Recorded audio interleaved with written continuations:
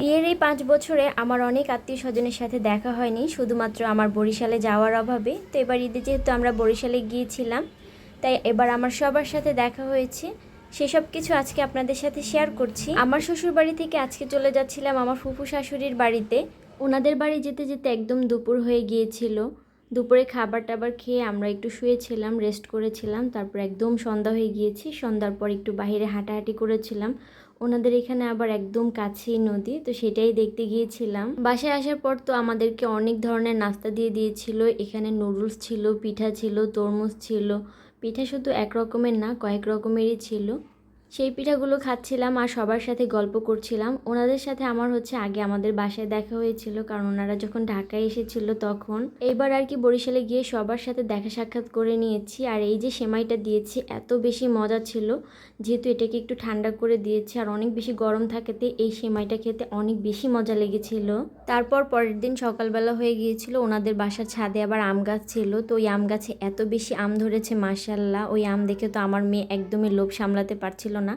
আমার মেয়ের ইচ্ছা ছিল যে ওইখান থেকে একটা আম পারবে। তারপর ওইখানে তার একটা মামা ছিল, সেই মামা তাকে ধরে আমটাকে পাড়িয়ে দিয়েছে। মানে এত খুশি হয়েছে আমার মেয়ে, মানে আম গাছটা দেখে সে একদম অবাক হয়ে গিয়েছে। আম পাড়ার জন্য একদম অস্থির হয়ে গিয়েছিল যে এখান থেকে সে আম পারবেই। ওনাদের বাড়ির পুরো ছাদটাই একদম গাছ দিয়ে ঢাকা ছিল, যার কারণে ওনাদের বাড়িতে একটু গরম কম ছিল। কিন্তু আমার বড় ফুপু শাশুড়ির বাড়িতে ছাদটা একদম ফাঁকা হওয়াতে ওনাদের বাসায় কিন্তু অনেক বেশি গরম লেগেছিল আমাদের। আর এইবার ঈদের পরপর এত বেশি গরম ছিল যেটা আসলে বলে বোঝানোর মতো না। এই যে আমার মেয়ে কিন্তু আমের বালতি নিয়ে ঘুরছে, মানে যে কয়টা আম পেরেছে সবগুলো এই বালতির মধ্যে রেখে দিয়েছে।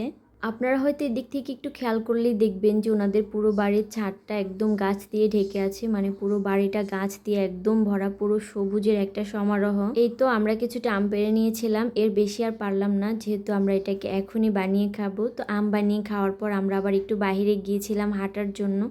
মূলত আমার মেয়ে বাইরে আসার জন্য এত বেশি মানে কান্নাকাটি করছিল, তাই ওকে নিয়ে একটু বাইরে এসেছিলাম। ওই যে দূরে দেখা যাচ্ছে ওইখানেই কিন্তু নদী, মানে এখানে সবার বাড়িতে একদম কাছাকাছি নদী আছে। এইরকম রাস্তার দুই ধারে গাছ, তারপরে মাঝখানে সরু একটা রাস্তা গিয়েছি। এইরকম রাস্তায় হাঁটাহাঁটি করতে যে কি ভালো লাগে গ্রামে। এর মাঝ কিন্তু আমরা সকালে নাস্তা খেয়ে বের হয়েছিলাম। তারপর আবার যখন আমরা বাসায় চলে গিয়েছি তখন প্রায় 10টার মতন বাজে।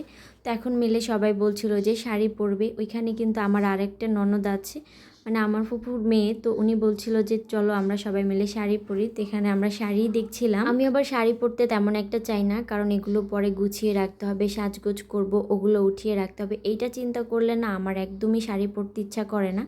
তারপরে ওনাদের জোড়াজোড়িতে কিন্তু আমি শাড়িটা পরে নিয়েছিলাম। তারপর ওনাদের ছাদে অনেকগুলো ফটোশ্যুট করেছিলাম, ওগুলো তো আর আপনাদের সাথে শেয়ার করব না। যাই হোক, অল্প একটু শাড়ি পরার ক্লিপ শেয়ার করে দিয়েছি। আর তারপরে নিচে এসে দেখি তো রান্না বান্না সব কমপ্লিট হয়ে গিয়েছে। এখানে আমাদের জন্য বিরিয়ানি রান্না করা হয়েছিল। আর আমার ওই ননদ তো দৌড়াদৌড়ি করে এসে এখানে আবার শশা কাটার জন্য বসে গিয়েছিল। তো আজকে পর্যন্ত, নেক্সট একটা ভিডিওতে দেখা হচ্ছে। আল্লাহ হাফেজ।